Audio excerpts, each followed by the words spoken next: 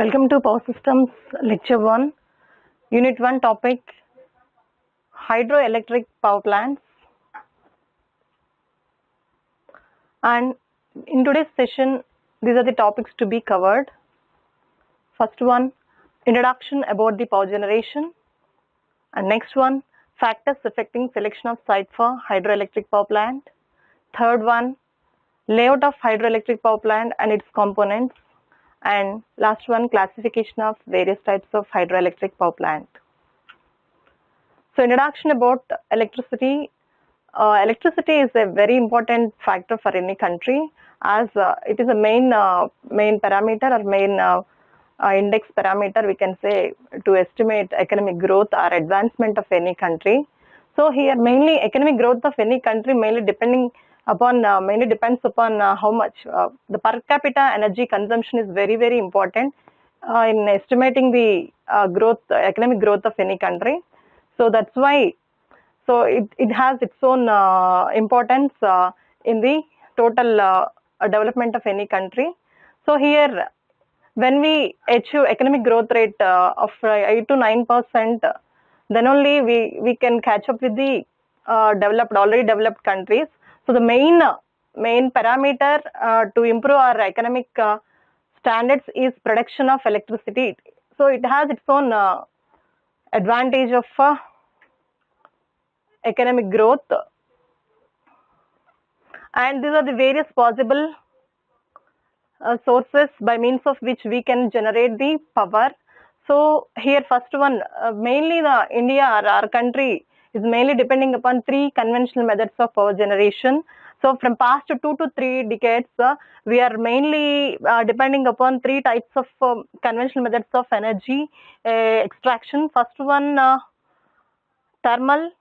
Using coal, we can extract electrical energy, and next one, hydel, and third one, nuclear, and more other possibilities are using solar, natural gas, oil, biomass, and wind. So now we are finding renewables for generation of the electricity. So these are the various possible sources of energy to extract the power. So when we consider Indian regional grids, so total we have 5 internal regional grids. So here we can see southern region and western region, northern region, eastern region, northeastern region. So here mainly here in this slide we are concentrating about the conflicts of these internal regional grids. So what are the cons of each and every region we can see here in this slide. So when we go for northern region, here what are the main drawbacks are it is deficit region, snow-fed, run-of-the-river hydro, highly weather-sensitive load. Here, all weather-sensitive loads we can find in this region. So this is the main problem in this region. And when we go for a western region, here industrial load we can expect more industrial loads we can find in this western region. And when we go for southern region, so here load requirement is very high. That's why synchronization is a big problem. Means always there is a deficit of generation and demand, and this there is a mismatch between the generation and load in this region. So obviously frequency is a big problem, synchronization is a big problem. And also when we go for eastern region, we can find low load here, and also coal reserves are here in eastern region. And when we go for northeastern region, here it is having high hydel potential here. So here potential of the energy is important, where the location, the potential of energy we have to find out where high potential of hydel or coal. So where it is available, there we can plan for constructing power plant. So here when we consider eastern region, it is having high coal reserves, we can go for projecting thermal power plant. So here when we go for northeastern region, it is having high potential for water, so we can go for constructing hydel power plants over there. So here before constructing any power plant, it is basic requirement to study that geographical area, whether the construction of plant is possible in that area. It has to meet both technical as well as economical considerations. It has to meet. So here before that we have to study the location of the site before constructing any power plant. So here in this slide mainly discussed to main conflicts of internal regional grids, and these are the possible conflicts explained. And next, here this is the total generation capacity installed in the country, in our country. So when we talk about the northern grid, it has an installed capacity, power capacity of 91 gigawatts, and western region having a total installed capacity of nearly 109 gigawatts, and southern region is having a total installed capacity of 93 gigawatts, and eastern region is having a total power installed capacity of 33 gigawatts, and northeastern region is having an installed capacity of 3 gigawatts, and islands is having nearly 0.5 gigawatts. A total, what is the total installed capacity, power capacity of our country is nearly 33 gigawatts. This is the data in October 2017, latest data.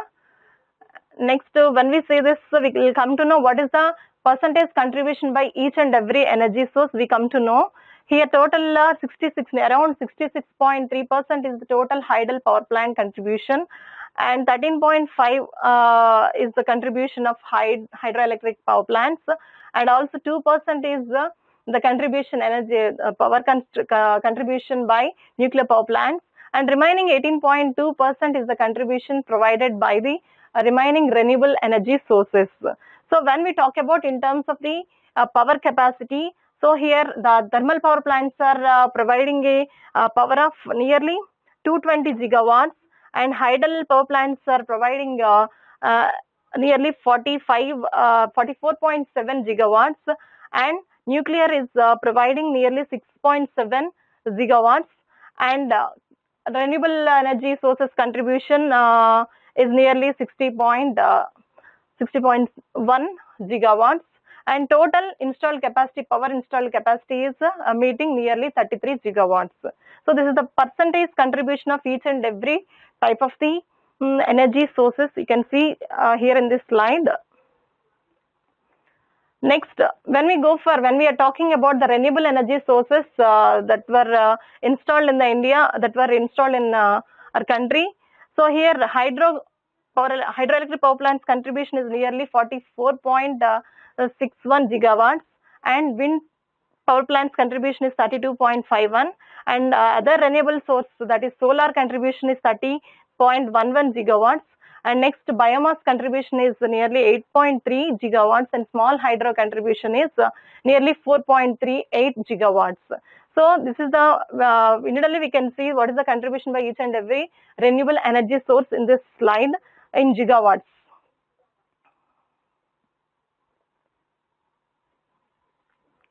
So coming to the hydroelectric power plant, so we have seen we have discussed till now. So what is the current energy scenario, power scenario in our country, that is in India? We come to know about what is the individual contribution by each and every plant in this previous slides.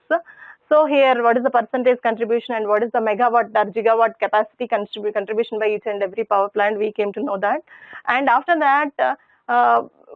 One of the most important conventional methods of power generation is using hydroelectric power plants.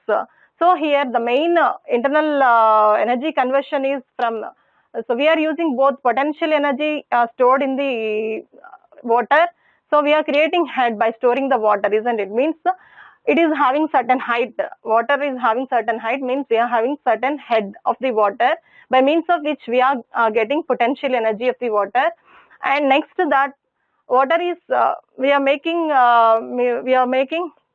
use of that water, and we are making use of that water, and we are providing free flow of water through penstocks. So where we are going to have the kinetic energy in the water. So that kinetic energy is utilized to convert that into its equivalent electrical energy. So here mainly the conversion of energy from kinetic energy of the water to the electrical energy for production of the electricity. Next, for hydropower station, factors like average annual rainfall, as well as the discharge of water, as well as that